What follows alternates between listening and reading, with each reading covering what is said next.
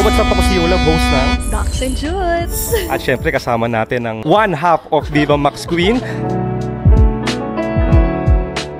At congratulations sa upcoming movie nyo, Unang Tikim.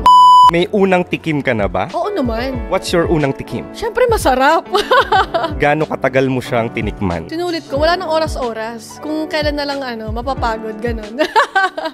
May babanggitin akong mga 6 to 8 lang to na topics. Anong unang lalabas sa isip mo? Like one word lang. Okay. Sandro Marcos. Paano ba describe? Kilig?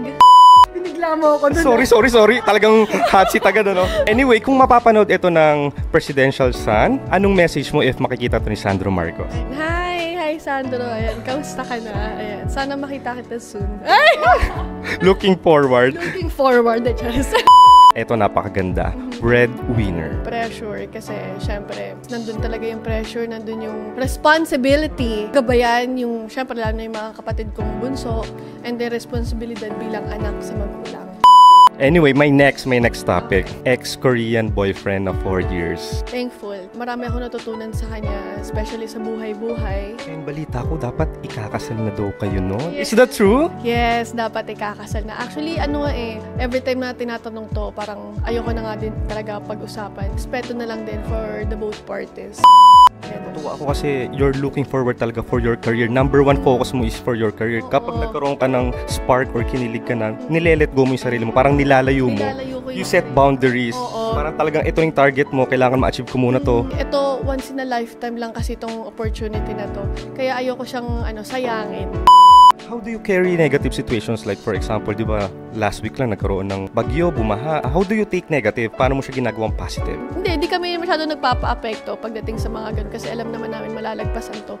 Kasi nga sabi nga ni Lord na pag binigyan ka ng isang pagsubok, malalagpasan mo pa rin.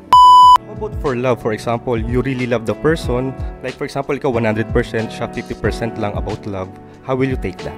Mapag-aaralan naman namin na mahalin namin isa't isa. It takes time. So, nandun pa rin talaga ako sa positive na okay lang yung darating din naman yan. Masyado na mahaba to. May last na lang. Last. Yeah, last. Unang tikim. Unang tikim. Sobrang excited ako dito sa movie na to kasi ito yung first VMX na lalabas sa sinehan. And then pressure. Lahat ng kaba. Pero alam naman namin na nagawa namin lahat to ng walang takot na binuhos namin lahat yung effort namin dito sa pelikulang to.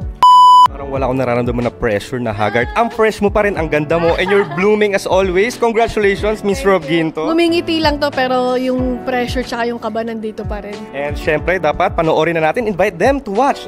Yes, ayan. Hello, mga ka-Docs and Jutes. Ayan, iniimbitahan namin kayo ni Angeli Kang na manood ng Unang Tikim. This is directed by Direk Roman Perez. And ang mga makakasama namin dito is si Matt Francisco, of course, Angeli, May, myself, and Miss Susan Africa. Ayan, napakagaling na actress po yan. Kaya supportahan po natin ang Unang Tikim on Cinemas nationwide. August 7 po yan.